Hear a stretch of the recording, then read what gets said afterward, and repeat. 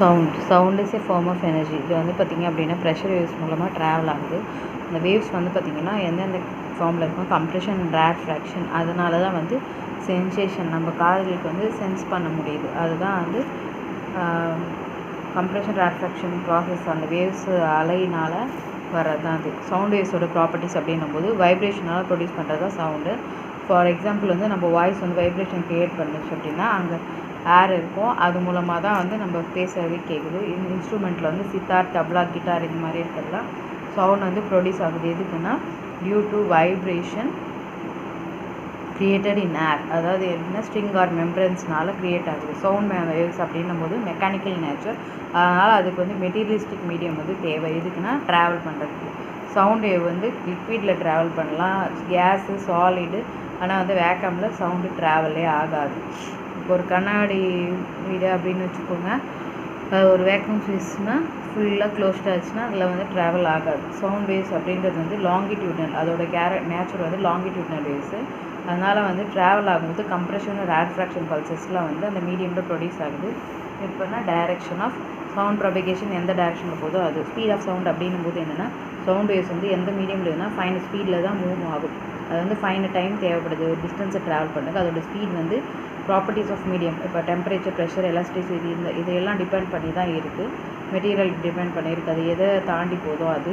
20 degree செல்சியஸில் ஒரு சவுண்டோட speed வந்து பார்த்திங்கன்னா 344 மினிட்ஸ் பர் செகண்ட். அதுவே வந்து வாட்டரில் அப்படின்னும் போது என்னென்னா 1482 மீட்டர் பர் செகண்ட்ஸ். அதுவே காப்பர்னு எடுத்துக்கிட்டோன்னா அப்படின்னா 3750 மீட்டர் பர் செகண்ட்ஸ். ஜென்ரலாக வந்து ஸ்பீட் ஆஃப் சவுண்ட் அப்படின்னும் போது எப்படி இன்க்ரீஸ் ஆகும் அப்படின்னா டென்சிட்டி ஆஃப் மெட்டீரியல் இன்க்ரீஸ் ஆகும்போது சவுண்டோட ஸ்பீடும் இன்க்ரீஸ் ஆகுது அப்படின்னு சொல்லலாம். Sensation of sound to human ear. The appearance of sound அப்படின்னும் போது என்ன எப்படி கேரக்டரைஸ் பண்ணலாம்னா 3 பேராமீட்டர் இருக்குது. ஃபஸ்ட்டு வந்து பிச்சுன்றது வந்து சவுண்ட் அது சென்சேஷன், அதாவது டிஃப்ரென்ஷியேட் மேல் வாய்ஸும் ஃபீமேல் வாய்ஸுக்கும் பிச் வந்து இதுவாகுது. சென்சேஷன் வந்து என்ன, டாமினன்ட் ஃப்ரீக்வன்சி வந்து சவுண்டில் ப்ரெசென்ட் ஆகிருக்கும்ல அந்த மாதிரி. அப்புறம் வந்து செகண்ட் பார்த்திங்க அப்படின்னா செகண்ட் பேராமீட்டர் வந்து லவுட்னஸ் அண்ட் இன்டென்சிட்டி. அது வந்து என்ன, டிகிரி ஆஃப் சென்சேஷன். அதனால் வந்து என்னென்னா distinguish between a loud and faint sound. அப்போ குவாலிட்டி அப்படின்னும் போது என்னென்னா differentiate between the sound from a tabla and guitar by saying that they have a different sound qualities. அப்புறம் பார்த்திங்க அப்படின்னா musical sound well defined frequencies are harmonic. Due to this we can recognize them. Quality ஒரு தப்லாலேருந்து வருதா கிட்டார்லேருந்து வருதான்றதை differentiate பண்ண முடியும். Range of hearing எதுக்கு, human பீயிங்ஸ்க்கு maximum 220 ஹெர்ட்ஸ்லேருந்து 2000 hertz வரைக்கும் இருக்கிறதா வந்து நம்ம காதால் கேட்க முடியும். அது கீழே போனாலும் இதுவாகாது. ஆடிபிள் ரேஞ்ச் ஆஃப் ஃப்ரீக்வன்சின்னு சொல்லுவோம். அதுதான் 20 ஹெர்ட்ஸ் கீழே போச்சு அப்படின்னா இன்ட்ராசோனிக் சவுண்டுன்னு சொல்லுவோம். 20,000 ஹெர்ட்ஸ்க்கு அதிகமாக போச்சுன்னா அல்ட்ராசோனிக் சவுண்டுன்னு சொல்லுவோம். சோனிக் பூம் அப்படின்னும் போது என்ன, ஒரு ஆப்ஜெக்ட் வந்து கிரேட் ஸ்பீடில் வந்து ட்ராவல் ஆகும்போது காற்றுல அதை வந்து சூப்பர் சோனிக் ஸ்பீடோடு ட்ராவல் ஆகுதுன்னு சொல்லுவாங்க. எக்ஸாம்பிள் வந்து ஜெட் ஃபைட்டர்ஸ், புல்லட்ஸ், இதெல்லாம் வந்து புல்லட் அதாவது கன்லேருந்து ட்ராவல் ஆகுது, அது வந்து சூப்பர் சோனிக் ஸ்பீடில் போகுது அப்படின்னு சொல்லலாம். Due to the motion of object. அப்போ வந்து பார்த்திங்க அப்படின்னா super sonic speed. Shock waves அப்படிங்கும்போது ஏரில் ப்ரொடியூஸ் ஆகுது. அந்த ஷாக் வேவ்ஸ் வந்து ஒரு கிரேட் அமௌண்ட் ஆஃப் எனர்ஜியோடு ட்ராவல் ஆகுது. எதுக்குன்னா ஸ்பீட் ஆஃப் த சவுண்டு. அப்போ இந்த வேவ்ஸ் வந்து என்னென்ன இருக்கும் அப்படின்னா high pressure layer followed by a lower pressure layer அது ஆகும். அதுக்கப்புறம் பார்த்திங்கன்னா பர்ஸ்ட் ஆர் கிராக்கிங் சவுண்ட், அது வந்து சோனிக் பூம்னு சொல்கிறோம். சவுண்டோட ரிஃப்ளெக்ஷன் அப்படின்னும் போது என்னென்னா அதே மாதிரி ஃப்ரீக்வன்சி ஆஃப் த வேவ் வந்து மியூ சொல்லுவோம். அதை வந்து 1/t எப்படி சொல்லுவோம். ஃப்ரீக்வன்சி ஆஃப்னா 1/t அது கண்டுபிடிக்கணும் அப்படின்னா ஃப்ரீக்வன்சி கண்டுபிடிக்கணும் அப்படின்னா. அதே மாதிரி நம்பர் ஆஃப் கம்ப்ரெஷன் வந்து எப்படின்னா x/λ சொல்லுவோம். அதை தான் n = x/λ. வேவ் ஸ்பீடை வந்து v = vλ அப்படி சொல்லலாம். இப்போ ரிஃப்ளெக்ஷன் ஆஃப் சவுண்டுன்னும் போது என்னென்னா எந்த சர்ஃபேஸில் ரிஃப்ளெக்ட் ஆகும் அப்படின்னா மீடியம் சேஞ்ச் ஆகும்போது மாறும். ரிஃப்ளெக்ஷன் ஆஃப் த சவுண்ட் அப்படின்னும் போதுன்னா ரா ஆஃப் ரிஃப்ளெக்ஷன் ஆஃப் லைட்டை வந்து ஃபாலோ பண்ணுது அப்படின்னு சொல்லலாம். எக்கோ அப்படின்றது வந்து ஒரு பிக் எம்டி ஹாலில் வந்து நம்ம சத்தம் அப்படின்னா நம்ம வந்து பிரதிபலிப்பு, அதாவது அது அப்படியே மறு ஒலிக்கும். அப்படியே நமக்கு திரும்பி காதில் ஒரு 2-3 வாட்டி கேட்குற மாதிரி இருக்கும். மலையில் போய் கத்தணும் போது அதை தான் வந்து எக்கோ சொல்லும். ரீவர்பரேஷன் அப்படின்னும் போதுன்னா ஒரு ஹாலில் வந்து சவுண்ட் க்ரியேட் ஆகுது. அந்த லிசனர் வந்து டைரக்ட் வேவ்ஸை வந்து ரீச் பண்ணும். அந்த வேவ்ஸ் வந்து ஸ்ப்ரெட் ஆல் ஓவர் எல்லா ஹாலையும் இப்போ ஸ்ப்ரெட் ஆகும். அதே மாதிரி ரிஃப்ளெக்ட் ஆகும் வேரியஸ் பாயிண்ட் ஆஃப் இந்த ஆல் கீப்பிங் ஆன் ரிட்டைனிங். அதே சேம் லிசனருக்கு திரும்பி வருது.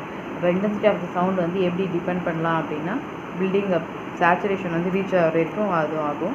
இந்த எனர்ஜி வந்து ரிசீவ் ஆகும்போது அது equal and opposite to the energy absorb straight out of the window. அது விண்டோ வழியாக போகலாம், இல்லை எனர்ஜி அப்சர்வ் ஆகிக்கலாம். சவுண்ட் ஸ்டாப் ஆகிறதுக்கப்புறம் ஒரு சம்டைம் வந்து அது ஃபுல்லாக டை டவுன் ஆகிறதுக்கு, அதாவது மொத்தமாக முடிகிறதுக்கு கொஞ்சம் டைம் எடுக்கும். கண்டினியூ ரிஃப்ளெக்ஷனாலும் சவுண்டு ஆடிட்டோரியம் ஹாலில் நடக்குதுன்னா சவுண்ட் வந்து பெர்சிஸ்டிங் அப்படியே இருக்கும். சம் டைம் ஸ்டாப் ஆனதுக்கப்புறம் அதுதான் பெர்சிஸ்ட் ஆஃப் சவுண்டு தான் ரீவர்பரேஷன் சொல்லுவாங்க. அதாவது சவுண்ட் வந்து க்ரியேட்டட் ஆகும்போது ஸ்டார்ட் கவுண்டிங் டைமை ஸ்டார்ட் பண்ணல, அதுமாரி ஸ்டாப் பண்ணல. எப்போ அப்படின்னா சவுண்டு வந்து fall into 10⁻⁻6 of the original intensity. அதனால் வந்து என்னென்னா இன்ஆடிபிள் அப்படின்னு சொல்லலாம். இந்த டைம் வந்து இன்டர்வல் வந்து டைம் ஆஃப் ரிவர்பரேஷன் அப்படின்னு சொல்கிறோம். லார்ஜ் சர்க்குலரில் டூம்ஸில் வந்து தாஜ்மஹால், ஆக்ரா, அதே மாதிரி கோல்டு கும்பஸ் அப்படின்னும் போதுன்னா 25 செகண்ட்க்கு அப்புறமும் ரிவர்பரேஷன் டைம் சொல்லலாம். அதே வெல் குஷன் ரூம்ஸில் வந்து கர்டன்லாம் இருக்கும்போது ஓப்பன் விண்டோஸ்லாம் வந்து திறந்து இருக்கும்போது அந்த ரிவர்பரேஷன் வந்து எவ்வளோ கம்மியாக இருக்குன்னா 0.1 செகண்ட் அதுக்கு கீழே போகும் அப்படின்னு சொல்லலாம். மல்டிபிள் ரிஃப்ளெக்ஷன் ஆஃப் த சவுண்டோட யூஸ் என்ன, ஸ்டெத்தஸ்கோப்பில் வந்து பேஷண்ட்டோட ஹார்ட் பீட்டை வந்து கைட் பண்ண முடியும். எதுக்குன்னா டியூப் ஆஃப் ஸ்டெத்தஸ்கோப் வந்து இயருக்கு கேட்குது. எது எப்படின்னா multiple reflection of the sound, horns, musical instrument, trumpets, செஹான்ஸை, லவுன் ஹேலர்ஸ், அதாவது மெகாஃபோன்ஸ், லவுட் ஸ்பீக்கர் இதெல்லாம் இருக்குது. எல்லாமே டிசைன்டு தான் அதே பிரின்சிபலில் இருந்தாங்கன்னா ஸ்ப்ரெட் எல்லா டைரக்ஷன் ஸ்ப்ரெட் ஆகிற மாதிரி இது பண்ணியிருப்பாங்க. அதே மாதிரி டியூப் வந்து ஃபாலோட் பை கோனிக்கல் இது ஓப்பனிங் இருக்கும். அது வந்து சக்ஸஸிவாக வந்து ரிஃப்ளெக்ட் ஆகிட்டே இருக்கும். எதுக்குன்னா சவுண்ட் வேவ்ஸ் வந்து கைடட் மீடியமில் இது எடுத்துகிட்டு போகிறதுக்கு, சோர்ஸ் வந்து ஃபார்வர்ட் டைரக்ஷனில். அதுக்கப்புறம் பார்த்தீங்க அப்படின்னா ஆடியன்ஸுக்கு எடுத்துக்குவோம். அப்போ சவுண்ட் வேவ் வந்து ஆட் எப்போ வரைக்கும்னா loudness of the sound increases ஆகிற வரைக்கும் அந்த மாதிரி இருக்கும். அல்ட்ராசோனிக் வேவ்ஸோட ப்ராப்பர்ட்டிஸ்னா high power. Energy of the wave வந்து எப்படி டிபெண்ட் பண்ணியிருக்கும் அப்படின்னா சேரல் ஃபேக்டர்ஸ் என்னன்னா அதோட ஃப்ரீக்வன்சியோடு இன்க்ளூட் ஆகிருக்கும். Due to the high frequency வந்து அல்ட்ராசோனிக் வேவ் வந்து எப்படின்னா பவர்ஃபுல்லாக இருக்கலாம். High power of the ultrasonic waves வந்து இண்டஸ்ட்ரியல் யூஸ் ஆகலாம். அதேமாதிரி மெடிசனில் வந்து எதுக்கு யூஸ் ஆகுது, பிரேக் அண்ட் கட் ஆப்ஜெக்ட்ஸ். இப்போ பார்த்தீங்க அப்படின்னா குட் டைரக்ஷனலிட்டி. அல்ட்ராசோனிக் வேவ்ஸ் அப்படின்னும் போது என்னென்னா are able to travel along well defined straight paths even in the presence of obstacles. அப்போ பார்த்தீங்க அப்படின்னா இமேஜிங் ஆப்ஜெக்ட்ஸ்க்காக யூஸ் ஆகுது. இண்டஸ்ட்ரியல் அப்ளிகேஷன் போது அல்ட்ராசவுண்ட் வந்து எதுக்கு யூஸ் ஆகுதுன்னா மெடிக்கல் பர்பஸஸ் இண்டஸ்ட்ரீஸில் யூஸ் ஆகுது. Drilling holes are making cut off defect shape அப்படின்னும் போதுன்னா பிளாஸ்டிக், மெட்டல் ஷீட்டு, அந்த மெட்டீரியல்ஸ்லாம் மற்ற மெட்டீரியல்னால் ஹோல்ஸை வந்து அல்ட்ராசோனிக் வைப்ரேஷன் மூலமாக பண்ணும். மெட்டாலிக் ராட்டில் பண்ணால் அதை தான் ஹார்ன்னு சொல்லுவோம். ஹார்ன் வந்து ஹேமர் மாதிரி ஆக்ட் ஆகும். அதே மாதிரி ஹேமரிங் த பிளேட் அப்படின்னும் போது 100,000 டைம்ஸ் பர் செகண்டில் வந்து பண்ண முடியும். அந்த மாதிரி ஹோல் போடலாம். அந்த ஷேப் ஆஃப் த ஹோல் வந்து டிப் ஆஃப் த ஹார்ன் எந்த ஷேப்பில் இருக்கோ அதே மாதிரி தான் இருக்கும். அதே மாதிரி கம்ப்ரெஷன் ரெஃப்ராக்ஷன் வந்து மெட்டீரியல் மீடியமில் வந்து 20 kHz போனால் அல்ட்ராசானிக் வேவ் சொல்லுவோம். அதுதான் அல்ட்ராசவுண்டு. அது வந்து சாலிட் லிக்விடில் ஈஸியாக வந்து ஃப்ரீயாக மூவ் ஆகும். அதோட இன்டென்சிட்டி ட்ராப் ஆகும்போது டாஸ்டிக்கலாக கேஸஸில் வந்து இன்டென்சிட்டி அது இழந்துடும். ஸோ ஹை ஃப்ரீக்வன்சி வந்து அல்ட்ராசானிக் வந்து ஒரு சில ஸ்பெஷல் ப்ராப்பர்ட்டிஸ் அதை தான் பார்த்துக்கோங்க. ஹை பவர், குட் டைரக்ஷனலிட்டி, அதுக்கப்புறம் ட்ரில்லிங் ஹோல்ஸ் போடுறோம். அதெல்லாம் அல்ட்ராசானிக் கிளினிக் அப்படின்னு சொல்கிறோம்னா எதுக்குன்னா clean parts located to heart, அதாவது ஒரு சில ரீச் பண்ண முடியாத ஹார்டாக இருக்குதுன்னா ஸ்பைரல் டியூப், எலக்ட்ரானிக் காம்பனன்ட்ஸ் இருந்தால் அந்த மாதிரி ஆப்ஜெக்ட்டில் வந்து க்ளீனிங் சொல்யூஷன் வந்து அல்ட்ராசானிக் வேவ்ஸ்லாம் வந்து அந்த சொல்யூஷன் வழியாக அனுப்புவாங்க. ஸோ வைப்ரேஷனுக்கு ஹை ஃப்ரீக்வன்சியில் வச்சு தான் எல்லா டர்ட்டு, ரேட்டர் பார்ட்டிகல்ஸ் இதெல்லாம் வந்து டிட்டாச் ஆகிடும் சர்ஃபேஸில். ஸோ ஆப்ஜெக்ட்ஸ் வந்து பார்த்திங்க அப்படின்னா தரோலி க்ளீன்ட் அப்படி ஆகிடும். Ultrasonic detection of defects in metals அப்படின்னும் போது என்னென்னா கிராக்ஸை டிடெக்ட் பண்ணும். ஃப்ளாஸ், மெட்டல் பாக்ஸில் வந்து ஓட்டை, ஏன்னா உள்ளே இருக்கிற ஃப்ளாஸ்லாம் வந்து நமக்கு தெரியாது டிஃபெக்டை. அப்போ என்ன அப்படின்னா மெட்டாலிக் காம்பனன்ட்ஸ் வந்து எதுக்குன்னா பில்டிங் பிரிட்ஜஸ், அதுக்கப்புறம் machines, electronic, scientific components. Suppose வந்து கிராக் இல்லை ஹோல்ஸ் வந்து உள்ளுக்குள்ளே மெட்டலில் இருந்துச்சு அப்படின்னா ஸ்ட்ரென்த் ஆஃப் த ஸ்ட்ரக்சர் இல்லை காம்பனன்ட் வந்து ரெடியூஸ் ஆகிடும். அதே மாதிரி ஃபெயில் ஆகிடும். அந்த மாதிரி டிஃபெக்ட்ஸ்லாம் வந்து பார்த்திங்கன்னா visible from the outside. Ultrasonic waves வந்து எதுக்குன்னா அந்த மாதிரி டிஃபெக்ட்டை கண்டுபிடிக்கிறதால அல்ட்ராசானிக் வேவ்ஸ் பாஸ் பண்ணுவோம்.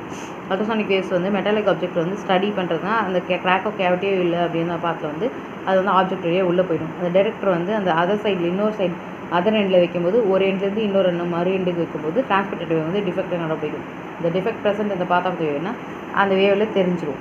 அதனால் next intensity of the emerging wave வந்து என்னென்னா அந்த ரீஜனில் படும், அந்த லைன் வித் டிஃபெக்ட் அதுதான் வந்து அந்த டிஃபெக்ட் உள்ளே இருக்குதுன்றதை காட்டும். அதாவது நார்மலுக்கும் இதுக்கும் காட்டுறது. மெடிக்கல் அப்ளிகேஷன் அப்படின்னா ஆர்கனை இமேஜிங் பண்ணுவோம். எக்கோகார்டியோகிராஃபின்றது ஒரு டெக்னிக்கு. அதில் வந்து ultrasonic phase reflected from various parts of the heart, அது வந்து ஹார்ட் ஆஃப் த இமேஜ் வந்து ஃபார்ம் பண்ணுது. அல்ட்ராசோனோகிராஃபி எப்படின்னும் போதுன்னா images of the patient organs எப்படின்னா டாக்டர்ஸ் மூலம் கண்டுபிடிக்கிறோம். சர்ஜிக்கலில் வந்து பார்த்திங்கன்னா ஸ்மால் ஸ்டோன்ஸ் வந்து கிட்னி இருக்குன்னு அது ஃபைன் கிரெயின்ஸாக உடச்சி இது பண்ணிடும். கிரெயின்ஸ் வந்து யூரின் வழியாக வந்துடும். அது வந்து கிட்னி ப்ராப்ளம்க்கு யூஸ் ஆகுது.